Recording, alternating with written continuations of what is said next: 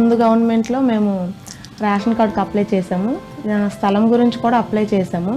కానీ రెండు సార్లు రాలేదు. జగన్ గారు సీఎం అయిన తర్వాత రేషన్ కార్డు వచ్చింది. ఇప్పుడు అతని దయ వల్ల మేము ఇల్లు కూడా కట్టుకొని హ్యాపీగా ఉన్నాం.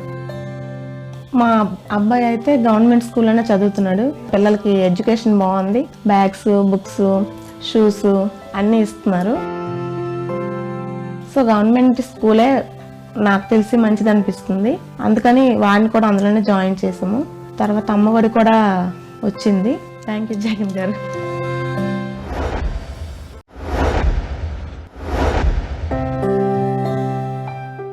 మాకు రైతు భరోసా పడుతుంది.